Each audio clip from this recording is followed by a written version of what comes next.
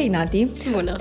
Mă bucur să fiu cu tine astăzi, Nati, pentru că pe tine te știu de foarte mult timp.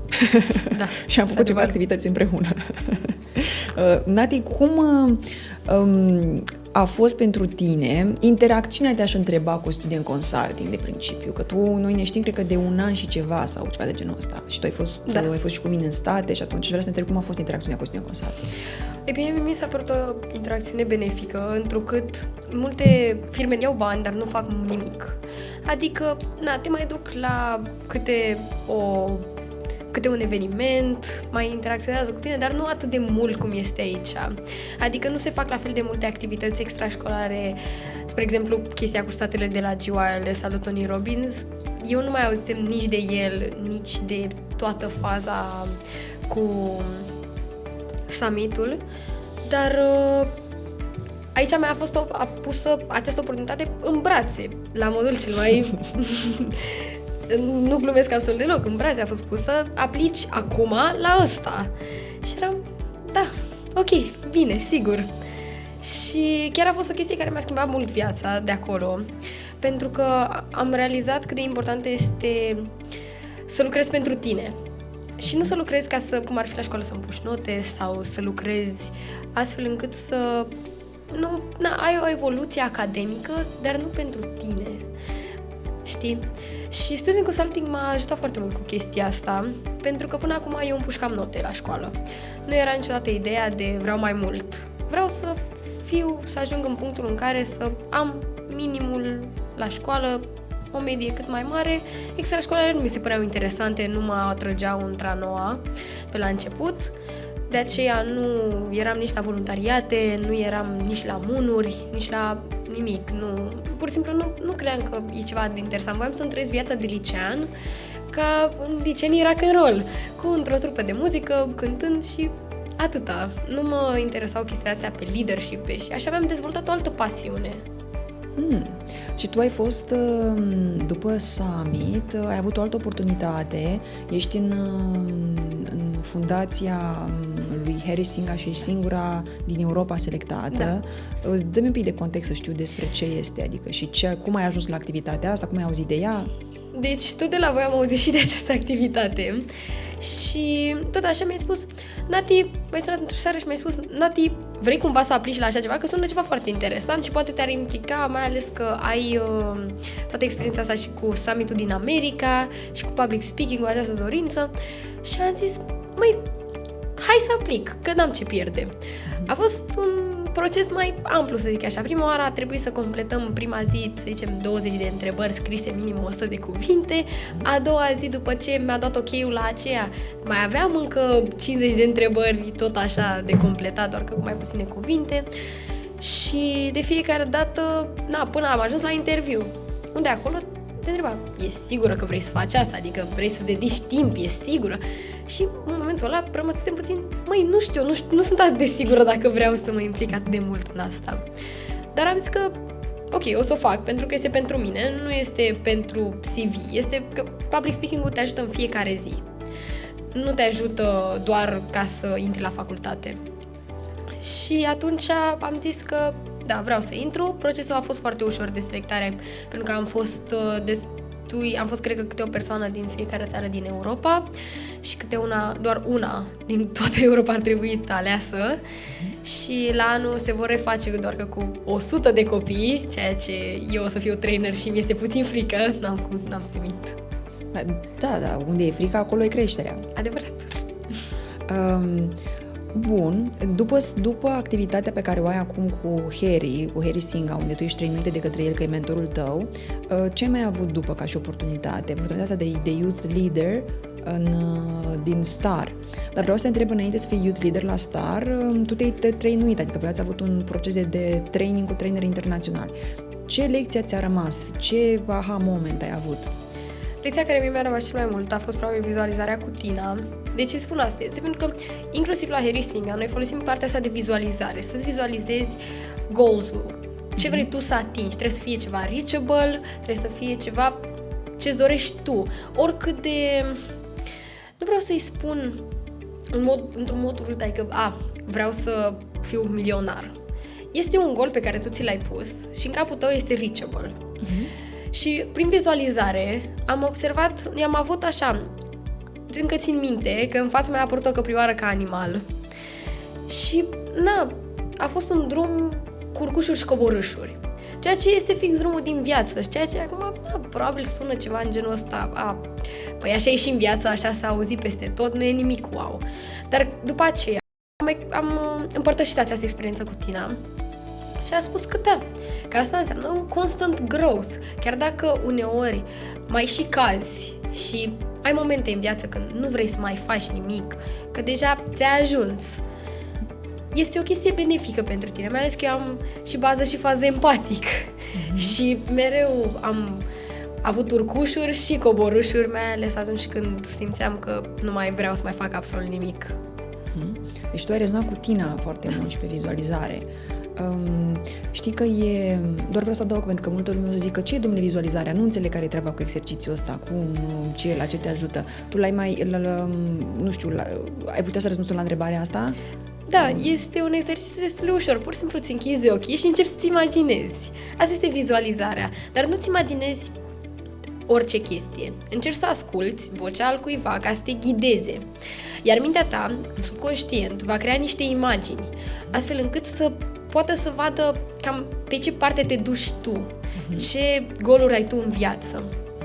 Și astfel, pur și simplu, îți închizi ochii, poți să asculti o muzică, poți să fie ceva în genul ăsta și te gândești la ce vrei să atingi în viața ta, unde vrei să ajungi.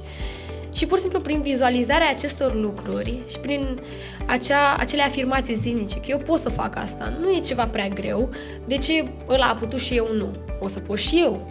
De ce Cutărică are, să zicem, media mai mare ca mine și eu nu? Pot și eu la anul ăsta am mai mare ca el. Și mereu să fie chestia asta de constant growth, adică să vrei să fie pentru tine, pentru sufletul tău, mereu să îți dorești să crești. Și prin vizualizare te ajută să duci chestiile astea ușor, ușor, pentru că te gândești ce bine ar fi dacă aș avea media 10 sau ce bine ar fi dacă aș ajunge milionar în viitor. Adică tu ce spui e că prin vizualizare poți să-ți definești mai bine obiectivele și dintr-o stare de relaxare cumva, nu din starea de agitație, adică te duce, cum vorbea Ruxi mai devreme, în parasimpatic. Această stare nu este mereu una benefică, pentru că uneori mai intră și acel instinct de fight or flight și nu este de multe ori cea care te ajută să acționezi, pentru că iei niște decizii nu atât de promițătoare. De acord cu tine. Foarte tare, nu știu, adică mi se pare genial că ai rezonat cu Tina. Mă gândeam că o să-mi zici altceva, știi? O să-mi zici altceva eu, și de ce te întrebasem înainte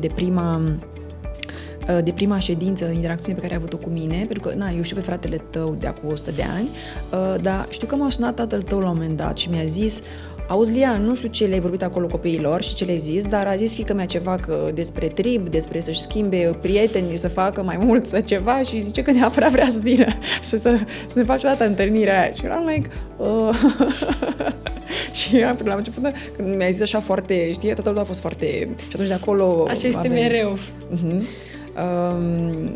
Și asta vreau să te întreb dacă îți amintești ceva din lecția respectivă de atunci sau din mesaj sau din ceva de la momentul respectiv. Singura chestie pe care știu sigur că mi-o amintesc, în rest ar putea să fac câmpii, de aceea nu vreau să intru în mai multe detalii, este chestia că știu că ai vorbit tu de faptul că dacă grupul tău de prieteni nu este unul benefic care să te ajute să crești în viață, să fie cu aceleași orientări ca tine, să nu îți spună capac, atunci poate ar trebui să-l schimbi dacă nu este grupul ideal pentru tine. Poți să schimbi o grămadă de prieteni, pentru că mereu o să vină și o să plece oameni din viața ta. Eu am mai adăugat asta, să știi că am fost și am făcut o prezentare despre cum să ai un networking valoros la Universitatea IE, aici în România, când am făcut eu o prezentare, și la final am făcut eu partea de prezentare pentru IE și la final mi-au zis niște copii: știți ceva, eu nu vreau să-mi schimb prietenii, că eu îi accept pe toți, și pe aia care sunt mai puțin buni și pe aia care sunt buni, așa că eu nu prea am rezonat cu treaba asta. Și după aia am stat și m-am gândit, cumva are dreptate, că noi, nu normal, adică îl accept și pe ăla care nu e atât de bun și pe ăla care e sus și vrei să ai o diversitate. Și mi-au spus copiii că noi suntem buni la suflet și nu o să-l dau pe ăla acum din cercul meu de prieteni afară, că el e mai puțin bun decât mine. Și atunci m-am gândit la chestia și am zis că, are dreptate copilul ăsta ce zice. Dar ce putem face este să, dacă ești de acord cu cu mine, că nu trebuie să fii de acord, dar vreau să spun și ne întreb. Mă gândesc că ne putem face, și vreau să zic, să ne rămânem cu cercul de prieteni pe care îl avem, buni, răi, cum îi considerăm că sunt, și separat am putea să ne facem grupul ăsta de performanță, dacă vrei, sau grupul în care să ne ajute să creștem.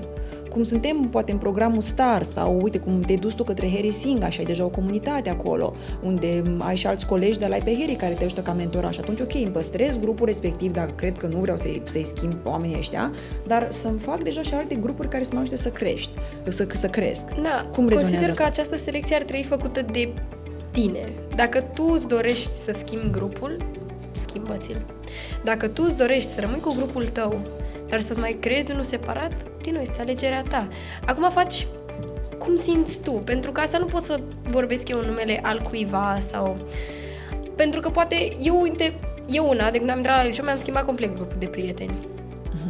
Am fost într-unul la începutul liceului, în clasa 9 și între timp s-a schimbat complet. Nu prea mai vorbesc cu acele persoane pentru că nu erau cele mai bune influențe. De aceea, pentru mine, a avut un impact chestia asta cu schimbatul grupului, pentru că am trăit-o pe pielea mea, să zic așa. Dar poate altcuiva îi place grupul în care este, doar că totuși vrea să exceleze și atunci partea cu un grup separat, din nou, ar fi o idee bună și accesibilă pentru mulți oameni.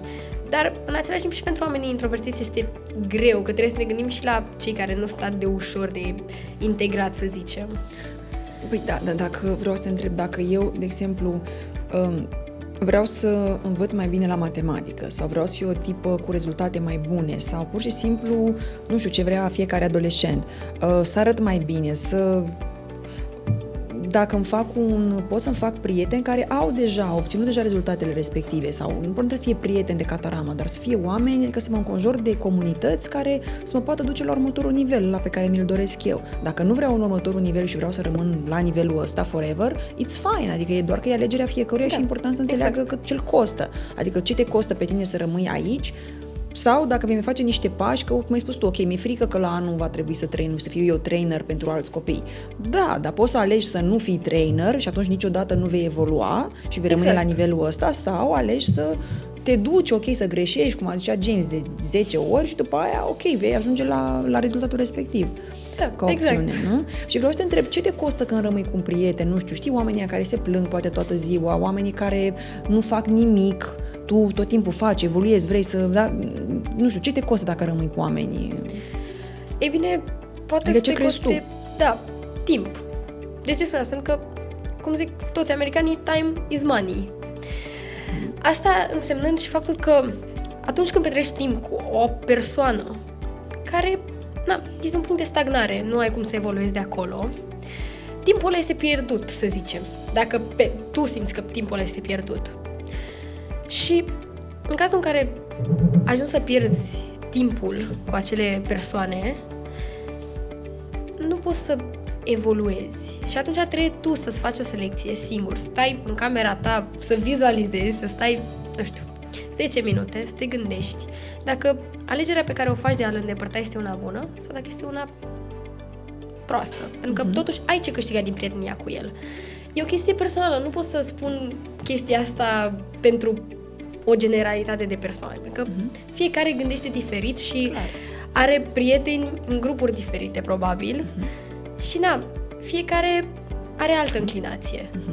Vreau doar să fac o concluzie, Nati, pentru că poate sunt persoane care o să zică sunteți oameni răi, nu sunteți oameni, buni și nu acceptați pe toți și că noi, că nu e vorba despre asta, adică că nu îi acceptăm pe toți, dar am putea să îi întrebăm, pe cei de acasă, adică nu, ți-a întâmplat vreodată să stai cu o persoană și după ce te întâlni cu persoana aia să simți că te simți drenat așa de energie, că nu mai ai nicio stare, nu știu, ai vreodată oameni de ăștia și care îți dau practic o stare sau care ori se plâng, ori sau oameni care stai și parcă te simți și tu mai fericit, mai bine sau crești alături de ei. Și atunci ideea este nu să fim că suntem răi, și nu vrem să stăm cu X sau cu Y, ci e normal să vrem să stăm cu oamenii, adică nici nu ideea de asta pe interes, că stau cu ăla pe interes, ci să stai cu oamenii cu care rezonezi, cu oamenii și în comunitățile în care vrei să crești, în care, bineînțeles, ești acceptat, ești respectat și în comunitățile în care vrei să crești.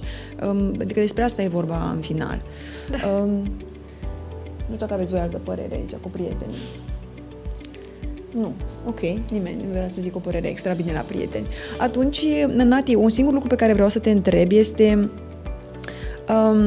ce le spune altor adolescenți care se gândesc dacă să intre în programul STAR?